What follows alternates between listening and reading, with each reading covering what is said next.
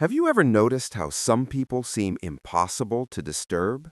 Someone speaks sharply to them, a rude comment slips into the conversation, an opinion that feels unfair, even disrespectful, lands right in front of them, and yet they don't react. No visible anger, no tension rising in their voice, no long argument that stretches the moment into something bigger. They simply remain calm. When we see this, it's easy to assume something simple. Maybe they're just patient people. Maybe they're emotionally stronger. Maybe they've mastered some kind of discipline that the rest of us haven't. But if you watch closely, something deeper is happening. Because the truth is, most people don't get angry because of what others do. They get angry because of what those actions seem to mean. Anger rarely begins on the outside. It begins inside the interpretation. A comment becomes an insult. A disagreement becomes rejection. Someone's tone becomes disrespectful. And suddenly, the moment stops being about what happened and becomes about what it represents. Your mind starts building a quiet story. They're talking down to me. They think I'm stupid. They're trying to control me. They don't respect me. And the moment that story forms, the emotion arrives, not slowly, but instantly. Your body tightens, your thoughts speed up, your voice prepares itself to defend something, not just your opinion, but your identity. Because anger, in many cases, is the nervous system protecting the self, not the situation, the self. Think about the last time someone irritated you. Maybe they interrupted you. Maybe they ignored your message. Maybe they criticized something you did. The reaction probably felt immediate, but beneath that reaction, something subtle happened first. Your brain asked a silent question. What does this say about me? And that question carries enormous emotional weight. Because most people walk through life quietly, guarding an invisible territory. Their dignity, their competence, their worth, their sense of being respected. When something feels like a threat to that territory, anger steps in like a guard dog, fast, protective, sometimes louder than necessary. But here's the part people rarely talk about. Anger isn't always about the present moment. Very often, it's about older emotional memories that still live inside us. Moments where we felt dismissed, moments where we felt powerless, moments where we felt small. The mind remembers those feelings, even when the events are long gone. So when a new situation resembles something old, your nervous system reacts as if history is repeating itself. That's why two people can experience the same situation and respond completely differently. One person shrugs it off, another feels deeply offended. The difference isn't the event. The difference is the meaning attached to it. The person who rarely gets angry hasn't eliminated emotion. They've changed the way they interpret human behavior. They've realized something most people discover much later in life. Other people's actions are usually about their own internal state, not about you. When someone speaks harshly, it often reflects stress.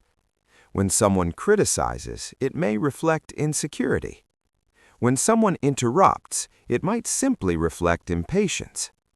But the mind has a habit of personalizing everything. It places itself at the center of every interaction. And when you personalize behavior, every moment becomes emotional. But when you depersonalize it, something strange happens. The emotional charge begins to dissolve. Imagine watching two strangers argue at a cafe. One of them raises their voice. The other responds with frustration. To you, it's just a scene, maybe even a little interesting to observe. But it doesn't affect your emotional state, because you're not inside the story. Now imagine that same tone being directed toward you. Suddenly, the emotional temperature changes. Your chest tightens. Your mind starts responding internally. Why? Because the moment now involves your identity. So, the real skill behind never getting angry isn't suppression. It's distance, psychological distance. the ability to step slightly outside the moment and observe it rather than absorb it. People who develop this ability start seeing human behavior differently.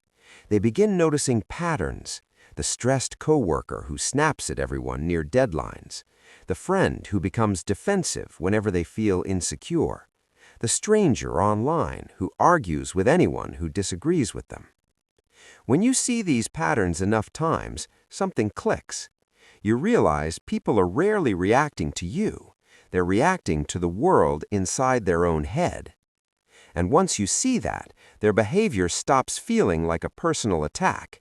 It becomes information, a signal about their emotional state. This doesn't mean you approve of everything people do. It doesn't mean you allow disrespect. It simply means your nervous system stops absorbing every interaction as a threat. And that shift changes everything. Because anger requires one important ingredient: emotional entanglement.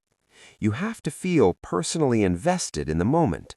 Your identity has to be tied to the outcome. Your sense of self has to feel challenged. Remove that entanglement, and anger has nothing to attach itself to. Think of it like holding a rope in a tug of war. Someone pulls hard from the other side. The instinct is to pull back. But the moment you let go of the rope, the entire game ends. Some people spend their lives pulling harder and harder, trying to win every argument, trying to correct every misunderstanding, trying to prove themselves in every conversation. And over time, this creates constant emotional friction, because the world is full of ropes, opinions, judgments, criticism, provocations. If you grab every rope someone throws at you, you will spend your life in a tug of war. The calmest people you meet have learned something different. They simply stop picking up the rope. Not every opinion deserves your energy. Not every comment deserves your reaction. Not every misunderstanding deserves a defense. And not every disrespectful moment deserves your anger. Sometimes the most powerful response is quiet detachment, a calm acknowledgement, or even silence. But this kind of calm doesn't come from pretending not to care. It comes from a deeper shift in identity. When your sense of self becomes more stable internally, you stop relying on external validation to confirm who you are. You no longer need every interaction to go smoothly. You no longer need everyone to understand you. You no longer need every moment to feel respectful, because your worth is no longer negotiated in real time. And when that happens, other people lose the ability to disturb your emotional center. Their words may still be loud, their opinions may still be sharp, but they stop reaching the place inside you that once reacted so quickly. You begin to see human behavior with a kind of quiet curiosity. Instead of asking, "How dare they talk to me like that?" your mind begins asking something different. "I wonder what's going on inside them right now." That shift alone softens anger, because curiosity and anger rarely exist in the same space. Curiosity creates distance. Distance creates calm, and calm gives you a choice. You start realizing something else, too. Most conflicts escalate not because of the original action, but because of the reaction that follows it. One sharp comment, one defensive response, another sharper reply, and suddenly two nervous systems are colliding. Both are trying to protect themselves. Both are convinced they are right. Both are convinced they are being disrespected. But when one person refuses to escalate, the entire emotional chain breaks. This is why the calmest person in the room often has the most influence, not because they control others, but because they control the atmosphere. Emotions are contagious, but calm is contagious too. When someone expects resistance and instead receives steadiness, it interrupts the pattern they were preparing for. And sometimes, that interruption is enough to shift the entire interaction. But there's an even deeper layer to this, one that has less to do with others and more to do with how we relate to our own emotions. Many people fear anger. They try to eliminate it. They suppress it, ignore it, pretend it isn't there. But suppression doesn't create calm. It creates pressure. True emotional steadiness doesn't come from denying anger, it comes from understanding it. Anger is simply the mind saying, something feels unfair, something feels threatening, something feels wrong. Those signals are not enemies, they are information. But information doesn't always require reaction. Sometimes it only requires awareness. You can notice anger rising inside you without immediately expressing it. You can feel the emotion without letting it decide your behavior. That small pause changes everything. Because the moment you pause, you move from reaction to choice.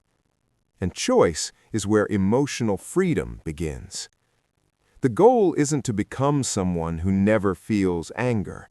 That would mean you stopped caring about the world. The goal is something quieter than that. To become someone who is no longer controlled by it.